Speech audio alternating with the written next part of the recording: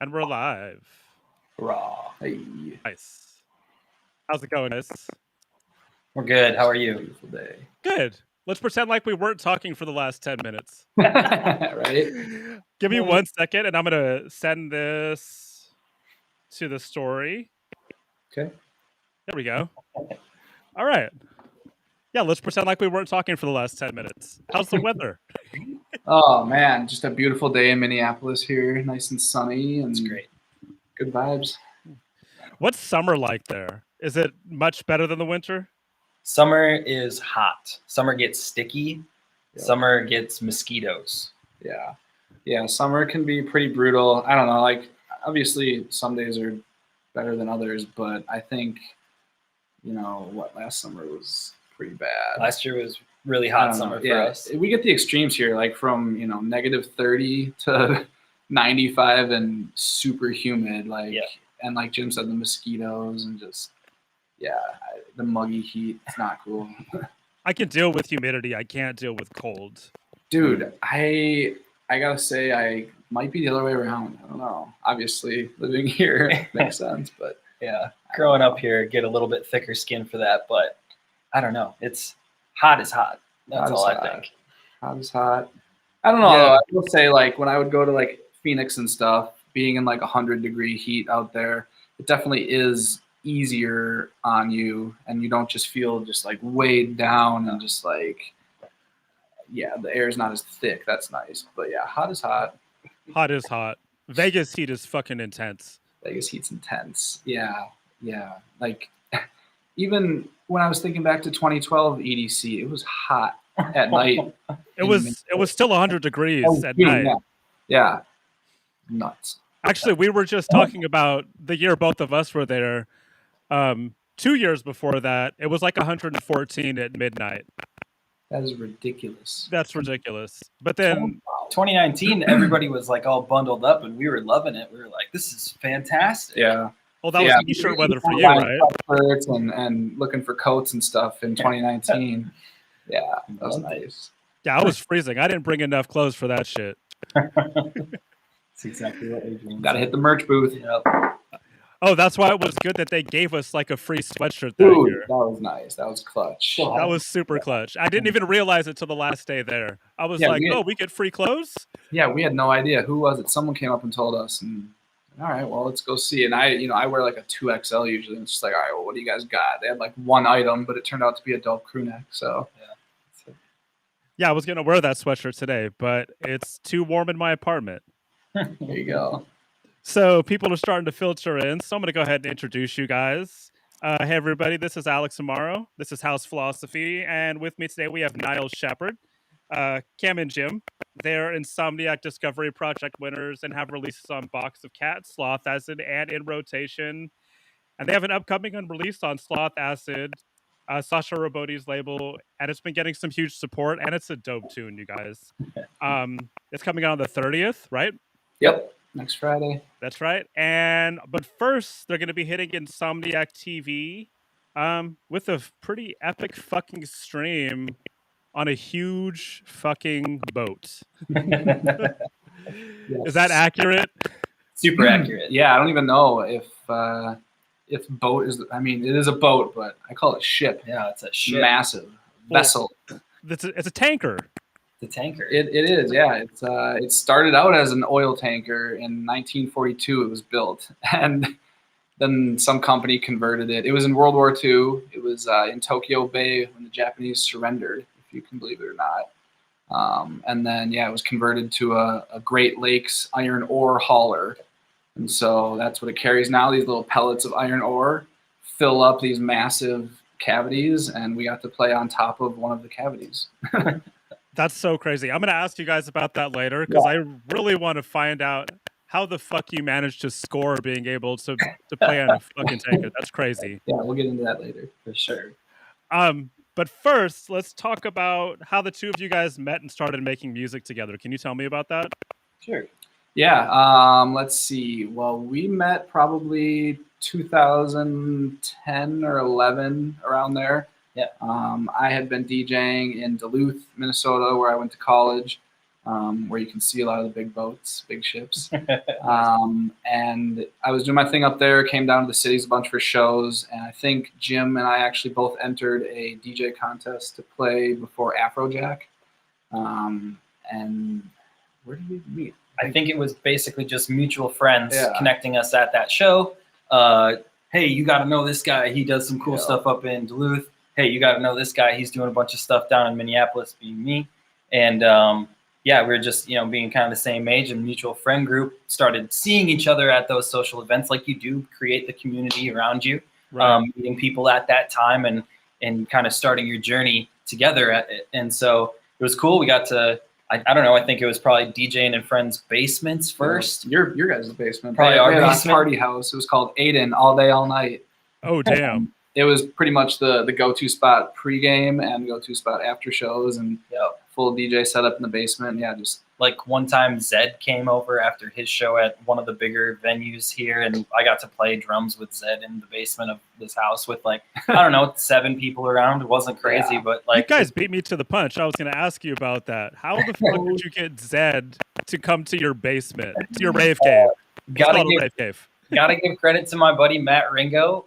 He literally sent him a tweet. He was here playing a show at the Target Center, and he was not the main headliner, and so he was done a little bit earlier, and so he sent him a message, hey, we're having people at this club tonight, do you want to come DJ at it?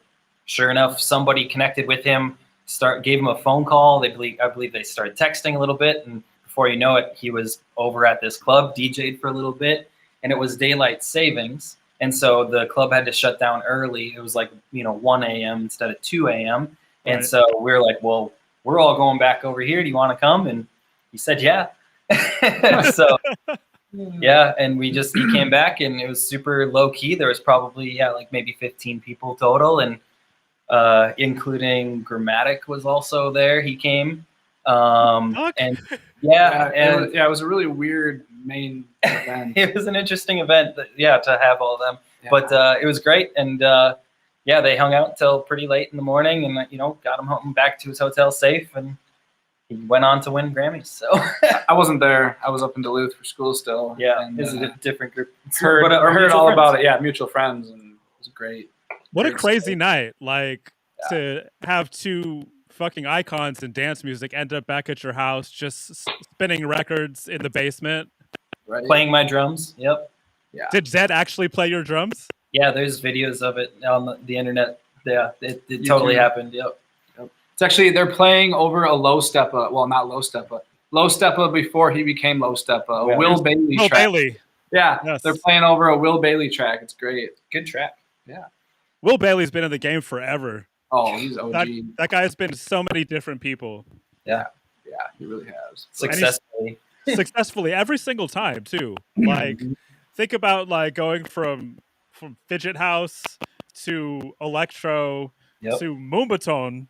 Yep. Then to making Garage and Deep House, and so whatever he's doing now. Yeah, he's just crushing it now. Yeah. The Low Steppa stuff. Totally crushing it. It's crazy. We got to see him play in Milwaukee. Yeah. We went down to go see him there and meet him and hang out, and just absolutely killer performance. We weren't gonna miss out on catching him live if he wasn't coming up here. So right. What's your dynamic like as a duo? Since you guys have been working together for quite a bit, you guys both definitely fill 2 separate sides of the coin. I feel like Jim's more technical guy. Yeah, definitely. I think I'm a little bit. I would say I'm sometimes the spark, and then I think Cam's the wind to keep the fire growing. I think together we work really well, but not all the time. I'm not always feeling like a spark, but he helps me remember that I can and how I can, and that gets me back to being excited and successful. And I think that just in turn gives him an opportunity to do what he's really great at, which is editing and helping come up, refining. And so there's I think those are the 2 sides if I were to look at it. Yeah, I think Jim put it well. We have a really great dynamic, and we both know when to lead and when to follow, when to push, when to pull. And, we're not really afraid to tell the other person, hey, that's probably not the best idea, or just flat out, hey, that sucks, let's move on. And it took time to get there. It did take time to get there, and it's still not easy to say that sometimes to someone if you don't have constructive criticism. Right. But for the betterment of the project and of the song or whatever we're working on, like those are just things you got to push past. And Jim definitely, I'd say, is the creative mind and leads it in the studio and makes those moves happen. And I'll come through and kind of give it the fine comb at the end. Not at the end. I mean, I'm there for most of the process too, totally. But like. I'd say he's kind of, stepping up in that ring, whereas I'm usually the one dealing with submitting demos and talking to, potential booking folks or whatever on the administrative and business front. So it's a really nice one too. I think we're really both lucky to have each other in that sense. Totally. Nice. It's rare to find somebody that you can work well with. How long did you think it took you to develop a flow where you really felt like you were working together kind of in sync? At least 2 years. And that's after being good friends and working on stuff as individual artists for a long time. Right. But before, like 2 years of like, we are a unit. Yeah. Let's move forward. You step left, I step left kind of thing. It's like that scene from the Mighty Ducks when they're all bundled up and like for a while we were skating opposite directions and falling down, but now we can skate around. No, you're absolutely right. Yep. Did you guys always land on production, or was it a DJ thing first? Kind of, I don't know. Production's kind of always been a thing for me. I've always been dabbling in it from like even just being a younger kid. And yeah, just playing stuff on early digital recorders and messing around there. But I got into Ableton in college through my friends as we were working on writing metal music. And on the side, I was practicing programming drums just to electronic stuff because I was into it. And so that kind of has always been developing.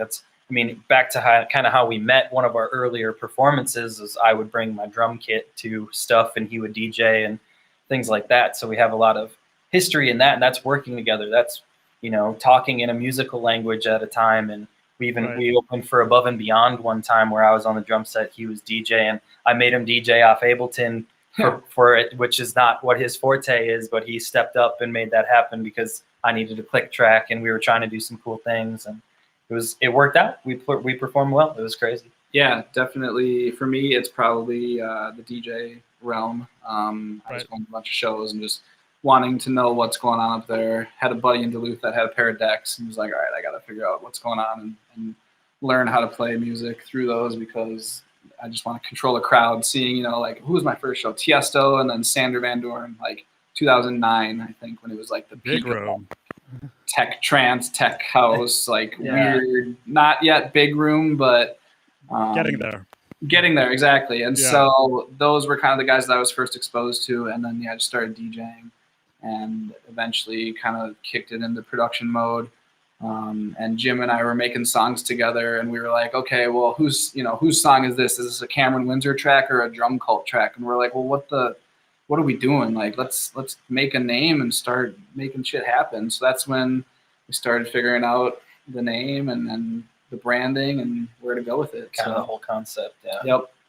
For sure. Let's go back a little bit before that, because Jim, you mentioned having been in a bunch of musical projects prior. Yeah. So it's obvious you guys have a musical upbringing that predates Niles Shepard. Can you talk a little bit about that? Jim, I know you said your brother and your sister played a big role in establishing yourself in music. Can you talk about that for a second?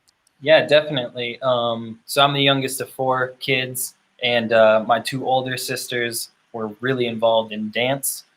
So like as a younger sibling, I just got dragged around to everything that your family's doing, including a lot of dance competitions, dance practices, things like that.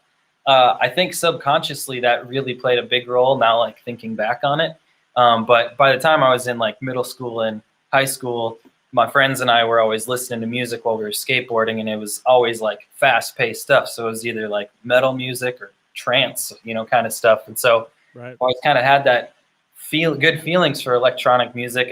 As a younger kid, I took piano lessons, and then, my older brother he was into guitar when he was in college. So I was just, in middle school at the time and like really looking up to him. And he left a drum set behind when he went to college. And I was like, I'm going to take that We eventually like worked together on metal bands where he played guitar, I played drums with some of my other friends. That was through high school and college for me. And then after college, I worked on a project with another drummer, good friend of mine that I knew since high school. And we both played drums, but then either DJ'd or played like clips or, song chunks that we would make, because it was just like a lot of loops. And we were just drumming over it, kind of like free flowing, moving around, just, I don't know, exploring kind of that, my love for like stuff like the Grateful Dead, where they just have this way to express themselves and move musically that's not so stagnant.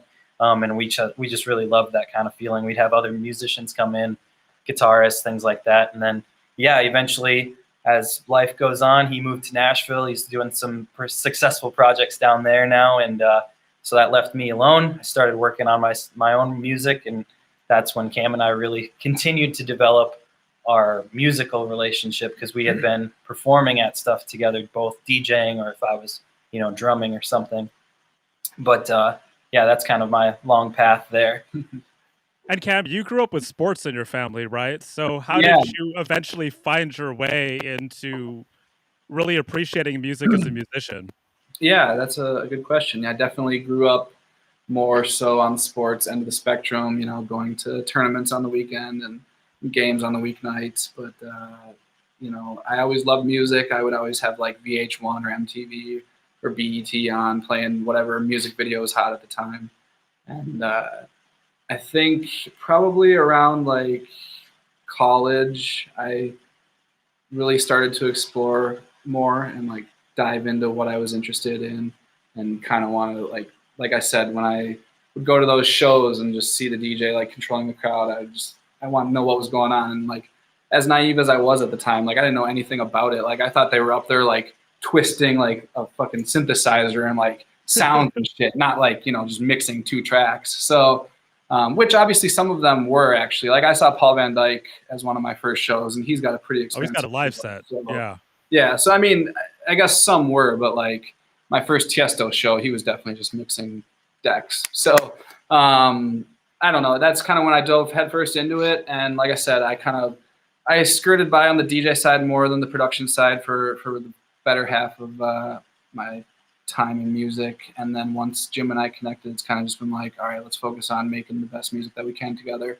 To this day, like, I don't know if I'm the best in Ableton, probably not, but I know what I need to know when I need to know it. And otherwise I got help. There's the internet. Like, I don't know. Well, and as what I was struggling with as like a solo artist working on my own so much was having somebody else's external input of, I don't like that, because you can be so conflicted while you're creating something. It's mixing paints. Like, a lot of colors are cool, but is it the right color to put on the painting right now? And so it's been a lot of like refinement. That's where we've really, I think, made leaps and bounds together, is just the communication that we have in a studio and our comfort there.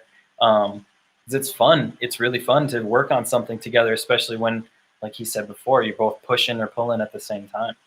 I think that's the interesting thing about collaboration. I've worked by myself for so much of my career, and more recently started working with other producers, not albeit like in the studio, obviously, because of COVID, but having somebody else to bounce an idea off of, and having somebody else to tell you like, hey, dude, that part right there, that doesn't sound good. Let's take that out. And then you're like, oh, yeah, you're right. Like, it's good to have the extra set of ears, especially on something you plan on putting out together, because there's two people who are actually invested in the project. Big time. Yep. So it seems like your city, Minneapolis, has a lot to do with your sound, and it inspires you a lot. And it's a pretty musical city. I mean, the most obvious example being Prince, coming from there. So how would you say that growing up in Minneapolis has played into like how you guys produce music and what you guys are doing, and even like your brand? It seems like Minneapolis has a lot to do with your brand as well. Talk about that. Sure. We're proud of where we're from. We love growing up here. We think that there's a lot of great things that come from here. Specifically to your question of like the music scene, it's really competitive. It always has been. I think for a long time, people are just held to a high standard here across the board on a lot of things.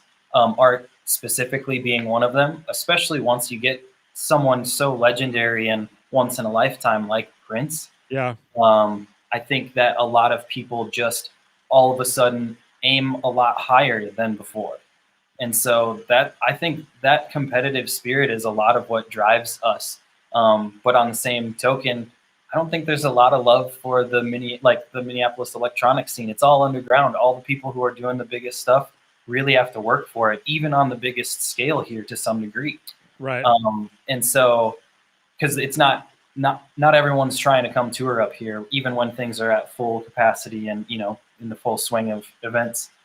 So that's something that's interesting, and it's not like we're far away. People go to cities in Canada that are a lot further away, and I think we just really love our city. At least I do. I know he does. We have different ways that we like to express it, and we want people to know that we're proud from being here, and we want to tie it to our art because our community helps influence us constantly.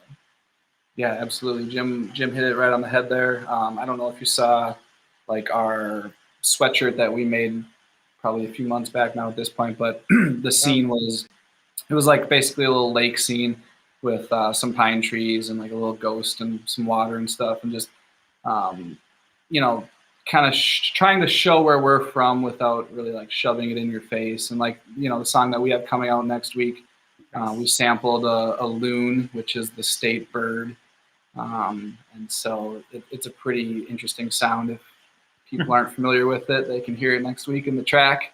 But yeah, just kind of paying homage to where we're from and what's shaped us into who we are. So I haven't had a lot of experiences. I haven't lived anywhere else in my entire life. I grew up 20 minutes from where I live now. A lot of my family, same. So it's just the experience I have. So it's what I have to work with. Well, I think that's really interesting that you guys are so proud of where you're from, and it's not just shows in like your spirit, but you're starting to use elements of where you're from in your music, like in your new song. And also the location of where your upcoming Insomniac stream is going to be from has a lot to do with where you're from. Can you talk about how the fuck you managed to score playing on on a tanker for a live stream? Like, how does one do that? Yeah. So, well, we got this track. Okay. So the EP next week is out on Sloth Acid, Sasha Robotics label. Last March, he did a stream from the USS Indianapolis, I think, which is based in the Bay Area. It's a what is it? Aircraft carrier. Thank you. I can't think of the word. And so he did a set from that, and our friend Erica actually VJ'd for him, and it was an insane time. So I work for a production company, and Jim and I were just kind of dreaming big one day when we got this EP signed. We were like, all right, what if Slamhammer, that's where I work, what if we could get them to bring some lights up to Duluth, and we can hit up like the ship company and maybe do a set on the boat, because our track is inspired by these massive boats. Our EP is called the Interlaker EP. And essentially, I showed Jim a video of one of these massive boats and like the horn being played. And he kind of just ran with that inspiration in the studio and came up with these crazy synths and horns and the loon sample. And you guys will hear it next week. But that led us to just reaching out to the Interlake Steamship Company. And they're not paying us. And sure enough, their PR contact, Chrissy, she was down to kind of dream with us and run with it. And so, she asked, if it was a perfect situation, what do you guys want to do? And we said, here's a video of our friend playing on an aircraft carrier. If we could do something like this, that'd be awesome. If we could only get on for 10 minutes and just take some pictures, get some content to promote the EP, awesome. If you will let us stand by the boat in the shipyard, awesome. If you don't want to talk to us, awesome. Yeah. So, we just told her we're thankful for whatever you want to do. And shot our shot. So she reached out to the president of the company, and sure enough, he was game. She said recently, I think in the last like 5 or 10 years, the president changed from the grandfather to the son of this family.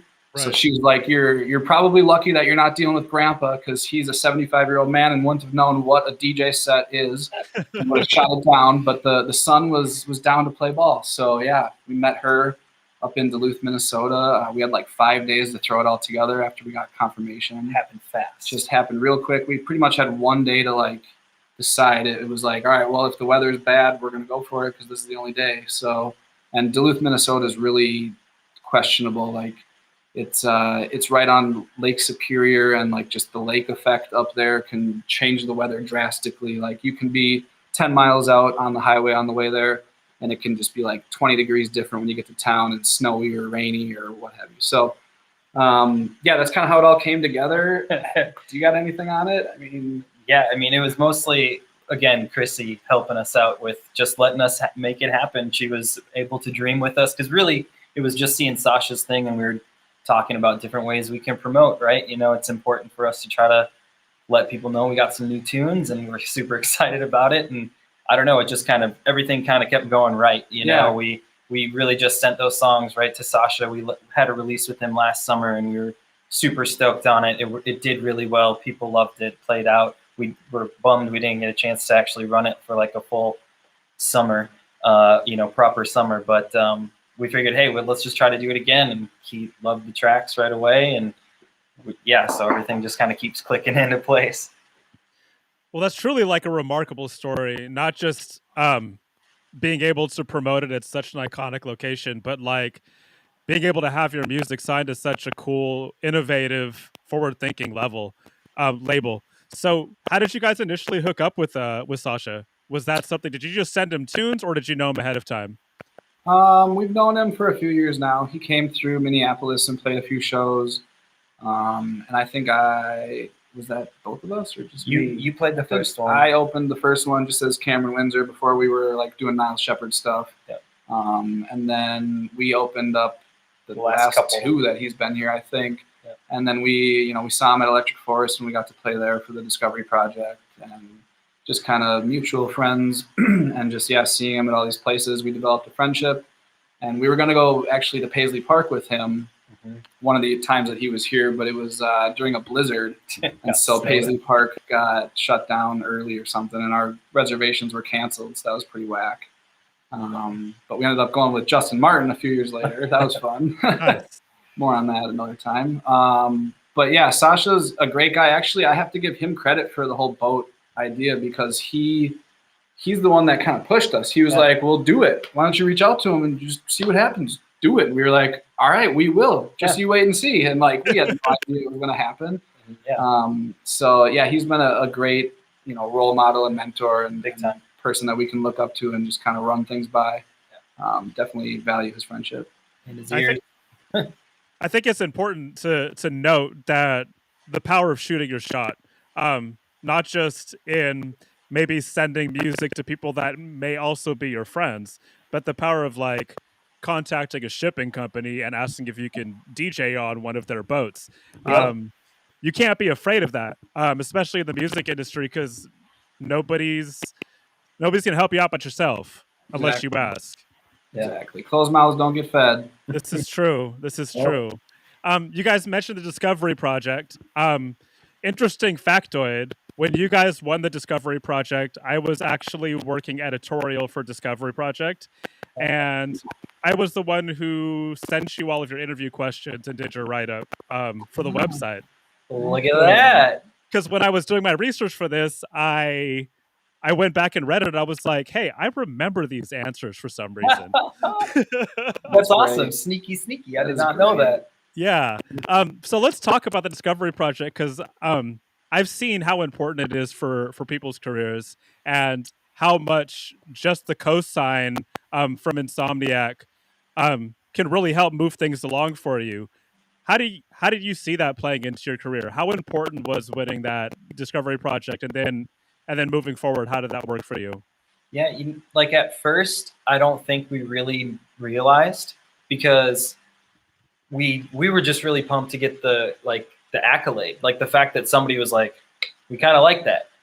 We really hadn't gotten that yet, and so for it to happen, to be from Insomniac and kind of a panel of people there, felt really, really good. But then once I think that energy just really infused in us, because quite literally when we sent that in for the Discovery Project casting call, we barely made the deadline. I think we sent it in the day of, it was due. We sent it in then because I was like, should we do it? Sure. Hey, send it in.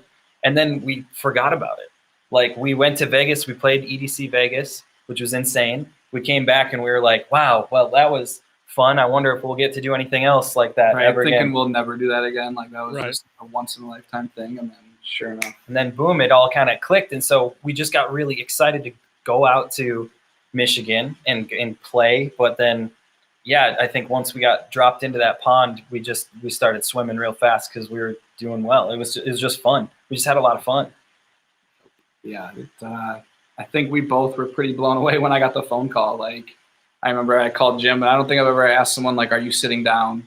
When I've spoken to them on the phone. First thing they said, and he was like, "What happened?" Yeah. And so I told him, and yeah, it's great news, that's for sure. And just having them co-sign everything has been awesome. I mean, obviously there's still a lot to do and to be done that we want to accomplish, but having them be someone that supported us is huge, and they continue to, and we're thankful for it. Yeah, they continue to give us opportunities, and I think they really value people who are working hard and are talented, and it's been really nice for them to continue to give us support. Like our upcoming stream, we did a couple other opportunities with them. We reached out to them about hosting past Discovery Project winners on a stream, and they're like, sure, if you guys want to help throw it together, go for it. That was one of the streams we did in the past this over quarantine. And yeah, it's been really phenomenal to have them and their support. Beautiful. That's so beautiful to hear. So the anniversary of Avicii's passing just passed, and rest in peace. But Cam, you have a story about the first time or the only time he played in Minneapolis. Can you share that? Yeah, so the only time he played in Minneapolis was, like January 2011, I think. And there was a contest. You had to enter like a 30-minute mix. And sure enough, I entered it, and a bunch of friends voted for it, and got lucky enough to win like the opening set of the night. So I got to play at 9 p.m. It was my first set ever in Minneapolis, because I was still just like a Duluth, up north Minnesota college town DJ at the time. Yeah. So I came rolling down to the big city with my tractor S4, and they set it up for me right next to the CDJs, and I felt like a total noob. And sure enough, rocked a banging set at 9 p.m. Looking back at it, kind of shake my head, but didn't know better at the time. And set the tone for the whole night, because I was out in the crowd. Yeah, it was the most packed I'd ever seen that crowd at 9 p.m. before. Like, deadmau5 came a few years later, and it was probably just as packed. But yeah, it was probably like one of the best nights in that venue before it closed that I'd been a part of. And I got to owe a lot to that to Sound in Motion. That's like the promotion company here who booked me for that and continued to hook us up with sets throughout the last 5-6 years. Yep. We're actually playing a release party with them next Friday for the EP. Nice. But yeah, it was insane. I didn't get a chance to meet Avicii, Tim, unfortunately. That would have been cool, but at the time, looking back, I probably would have just been foolish and said something dumb, like made an ass of myself, to be honest. I think nowadays it would have been a cool experience, but at the time I was just in awe and had so much fun playing it that was cool enough. So yeah, it was really awesome. He never got to come back and play again. He was supposed to play here at a bigger venue and do like an arena tour, but that never made its way back to Minneapolis. Got like postponed 2 different times. Yeah. It was like a big radio thing. It wasn't even through like the dance music promoter. It was through some big station in town. So that fell apart. And then, obviously everyone knows he passed away, and right. The rest is history. So yeah, rest in peace, Avicii. What an amazing story to bring your S4 over there. Yeah, it's weird. Like, looking back at a lot of his music and especially like Levels, a lot of people, not discredit, but hate on that song. And like, that song always will mean something to me. Just like, even right now, I'm getting goosebumps, like talking about it, but I don't know. It's definitely just kind of shows the power of music. So. his command over melody was insane. Dude, yeah. I venture to guess that there's few people in dance music or in music in general that have matched that level of mastery of creating a melody that's compelling. He has so many good tracks. I still find myself going on Spotify and listening to like his old back catalog, like from the Tim Berg stuff to the what was his other alias? Don't remember it right now, but anyways, yeah, and like what was he the master of? The stabs, the Avicii stabs, the 2012 sound. I just remember like so many kids in like 2013 and the years to follow were just trying to like emulate that sound because I was writing for a blog at the time, and like I just remember hearing so much music that like clearly was inspired by him. You know, just he was massive. Well, he still continues to inspire people today. Absolutely. I mean, everybody who I talk to counts either Skrillex or Avicii among their influence in dance music if they were one of the people that got into dance music in like the last 10 or 15 years. So that's pretty remarkable. Yeah, really, it's just massive. Give me 1 second. So I have a sideliner question. Can you tell me about Pope Dog? Huh. Really? You're gonna go there? Okay. I am. So Pope Dog. Well, my DJ name when I opened for Avicii, and when I was up in Duluth and playing through college, it was Big Dog. It's Big Dog. I've always been the biggest one in my friend group and kind of the big guy, and so that was kind of just my college nickname at the time, and so kind of rolled with it for my DJ name. And we were at a festival, Jim, myself, our other friend Chris, his fiancee Jenna, a few other folks, and it was pretty late at night. And after, you know, it was day two or day three of Spring Awakening. Yep. In Chicago. Yeah, in Chicago, downtown. A bunch of Minnesota boys just having a good time in the big city. I decided to, for whatever reason, stand on a chair in the hotel and grab like the runner off the bed and put it around my neck like a sash. And I grabbed the ironing board and the Bible, and I had a pillow on top of my head for the hat. And I stood there and pretended like I was the Pope. And Jim took a picture, or Chris took a picture. Someone took a picture. Chris got a picture. And yeah, it was captioned Pope Dog, and it has forever been a pinnacle of embarrassment. So real late at night, I'll still call him Pope Dog. Yeah. Well, now that I put Cam on the spot, you got any, Jim? No, you? What's that? Any embarrassing stories to counteract that one? I've got plenty. There was one time that we played. I played 2 shows in Duluth, like back to back, like a Thursday, Friday night, and came up to go visit him. He was playing the Friday night, but me and my friends were doing a different group of people the Thursday night. I had way too many beverages and don't remember most of that night, and just like had to wake up and call him from some random place from a ground. Yeah, it was not fun. Random floor. Yeah, some very kind people helped me that work affiliated with him, but not affiliated with me. And yeah, so could have been a lot worse. Could have been worse, but I lost a sweatshirt. And, yeah, all sorts of fun stuff. So yeah, I got plenty of embarrassing stories, but we don't need to go there either. Just a positive conversation. For sure. Let's turn things up a little bit. Like, can you tell me the most important professional lesson you've learned in your time in the industry? Mine would be keep trying. You know, like ultimately you just got to keep aiming and shooting and see if you can get there, because that's, I don't know, if I would have stopped however long ago, none of this would be happening, and I have more aspirations. So I'm going to kind of keep trying. That's my main goal.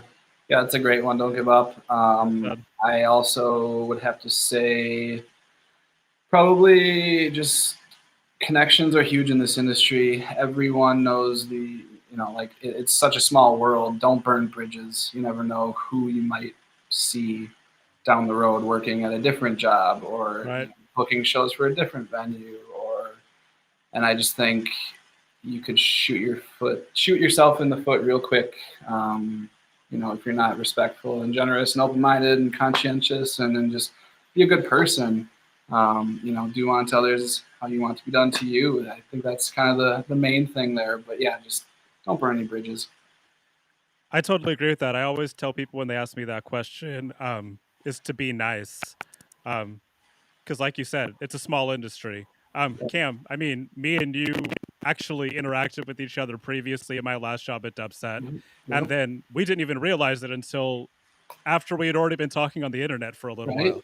I know, it's great. You looked through our podcast. You were going to get us hooked up on Spotify and figure all that out, and then totally fell through. I couldn't make it happen. Well, it happens. I mean, and the company shut down, so unfortunately. But I mean, it just kind of speaks to the importance of how small the industry is, especially dance music. I don't think people realize in dance music how tiny we are in this wider span of the music industry. We're like a blip.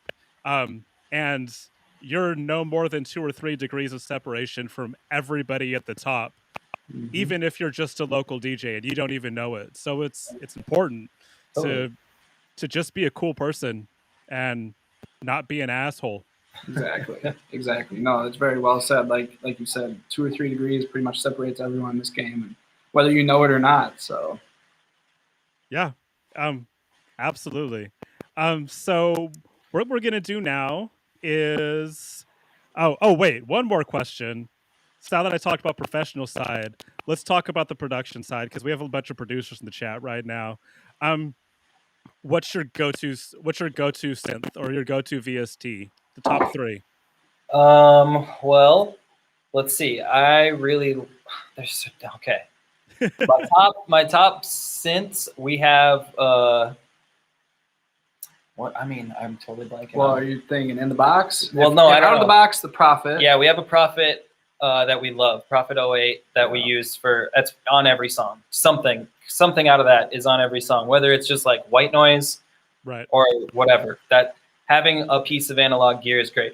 I'm a big believer in big mix. Use every tool you can every time it makes sense. So like, if we're writing a song that it makes sense to make a really fat, warm synth bass coming out of that Prophet, we love it. If we're trying to make something, maybe a little bit deeper or darker or really 808, we might go in the box and, use Anna. We love Anna. We love Diva. Diva. Serum. We use whatever we kind of get our hands on. I like Zebra is great too. And I don't know, I oftentimes I like a lot of sound design. I've really spent a lot of time focusing on how to make what I'm hearing. Because that's what's so cool about like Ableton, right? Is it took me a long time to learn, but the faster you can think into the computer and get those ideas moving and having fun, it's not only like more organic and real in that way, but I think your energy and your positivity towards what you're working on stays there, where it can become so frustrating early on to just, I don't know why I don't like this. And I don't know, once you cross those little pieces and you're like, oh, that's why I like this more. And a lot of that comes down to sound design and understanding, or adding a groove, or moving stuff just a little bit off the exact downbeat so it has some texture. Because I think we're all professional listeners. We're so used to listening to this perfectly crafted music that's on anything. Anything that we're listening to is just astonishingly good. Right. And we can hear when things don't make sense, but when things are too perfect, it doesn't make sense either. So it's this really happy medium of smearing the paint and kind of having fun with it that way. Well, that's, all about humanizing the beat. But you guys use live instruments too, right? So that definitely helps. Totally. I mean, as a drummer, I got the drum set relatively set up. I love using my TR-8S for doing drum stuff too. But I mean, live bass. I mean, it's again kind of coming down to what you want, where you want it to sit, and what's the best way to get it. I'm all about getting there quickly and figuring it out later, because I trust our ears. I trust what we hear more than anything. And so if we try it and it doesn't work, cool, we can try something else. I can't imagine trying to be a producer in the days of tape. I would never make it. Well, when I look at some of the stuff people produced electronic music on back in the day, like the original, like some of these original DAWs that look like they were all numbers. Yeah, like dots on screen. Yeah, how did you get anything done? It's incredible. We're doing everything on an MPC, which Yep. is just sounds like astonishingly difficult. It's really interesting how at some point it kind of becomes foundational though too, right? Because once guys get drum machines, those bass TR, 03s, all these different things, then all of a sudden it's like, all right, well, we got 16 channels, let's fill that up. Then you can double track, and eventually it kind of does become this, structured idea, or at least guidelines. That's why so many people follow it. But at the same time, it's because it works. We all hear it. We all love it. So right. Yeah, it's funny you mentioned like the MPC guys, the old OGs, excuse me, if you will. My cousin, he's made music for probably the last 20, 25 years, just all hardware, and he's kind of trying to make the transition now to Ableton. And it's been interesting. He'll hit me up like once a week with a question, or well, not once a week, but we talk a bunch about it, and it's cool to see his journey kind of the other way, because I feel like we're relatively young still in this scene. Like, I don't really know how to navigate turntables all that well, like vinyl turntable DJ. Right. I think I know what I'm doing on CDJs, but I'd still love to be able to like show homage to the past and like kind of big up the history by knowing how to mix vinyl. So I have a pair of Technics, and like I'm trying to do it, but part of that's just growing the collection too. Like you want to be able to play the songs that you're into, and we don't even have the opportunities to go digging like other people did in the past too. So oh, absolutely. I mean, vinyl says it's making a resurgence, but it's really difficult to find, especially knowing where to look for the stuff that you want. So what we're going to do now to wrap it up, we're going to do that speed round that I told you about. So basically, and I've never done this with two people before, so this is going to be interesting. But what I'm going to do is I'm going to ask you a series of questions, and you just answer them as quickly as possible. Got it? Got it. Doesn't sound too hard, right? Okay, so first question, dogs or cats? Dogs. Wow, that was easy. I got mine right here to show you. I'm also a dog person. Tacos or burritos? Burritos. Oh, okay. Intimate club or festival? It's hard to say, man. Both. I want both. You want both? I want both. I'm gonna say a festival, because I've seen a festival like Electric Forest where you can play on a massive stage like Tripoli, and then you can go to the Carousel Club that feels like an intimate club. So I'm rolling with that. That's a good answer. That's a really good answer. Snow or beach? Snow. Beach. Oh, interesting. I've been saying I'm moving to California the last 7 years of my life, Alex. When's it going to happen? Probably sometime in the next 7. I don't know. Who knows? Well, we'd love to have you. I want to just come visit a lot. How about that? Yeah. Well, like I said, the next time you're in the Bay Area, we got a room waiting for us. We need to come out there. We got to come. Dude. Hey, the channel run right now is Gold Block TV. I mean, we're an artist collective. The next time you're in the Bay Area, let us know. We got you. Definitely will. Yeah, we would love to have you out here. Lake or ocean? Lake. That was an obvious answer for you guys. Freshwater, baby. Come on. Right? If you could have one superpower, would you choose flight or invisibility? Flight. I'd go invisibility. All right. What kind of mischief are you getting into when you're invisible? It'd probably starts small, right? Okay. Like little things like, gluing a lot of quarters down in places. Things that are already totally doable, not invisible. Right. But eventually it would probably grow to like messing with, my friends and stuff, with just kind of making them feel like they're going crazy and stuff. Where did I put the toilet paper? Right there. So lots of light harassment then. Yeah. Teasing. I like it. Massive or serum? Serum. Yeah, serum. Agreed. We don't really mess with massive. Yeah, if we do some low end stuff, we like massive for low end manipulation, but I don't know. I like working in the wavetables on serum way more. Interesting. House or techno? House. Easy. Drum and bass or trap? Trap. Drum and bass. When I was Big Dog, it was all big room and trap and shit. Like, yeah, I loved all that music. I used to have subwoofers in my car and hip hop and rap. Grew up on that shit. Oh, that's a good one. I just see one in the chat. Mexican Coke or American Coke? Oh, Mexican Coke. That's the only right answer. yeah. Yeah. It really is. I like the real sugar in the glass bottle. Yeah. 100%. Pop or hip hop? Hip hop. Easy. Favorite color? Black. Green. Biggie or Tupac? Ooh. Tupac.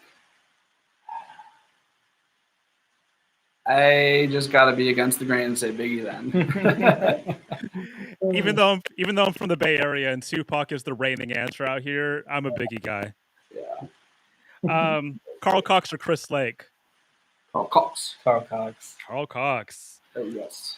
Flip flops or shoes? Shoes. Shoes. And guilty pleasure TV show. Bar John Rescue. Tapper Yeah. Bar Rescue for sure. Wait, what's that? Bar Rescue. Oh, Bar John- Rescue. yeah, That show John was Tapper. fucking great. We've been watching it still. It's Yeah, great, it's super. John Taffer. Shut it down. It's so obvious it's partially scripted, Oh, Oh, yeah. yeah. but yeah, still you have to keep watching it. pretty much. You got to see how it turns out. Otherwise, I don't know, not TV show, but like any rom-com. I'm a sucker for a good rom-com movie. Same. Yeah. And what song do you like? But okay, if you were shuffling through your iPod, what's the one iPod? Your phone or your Spotify? I just dated myself. MP3 player. What's the one song that you're kind of embarrassed to love?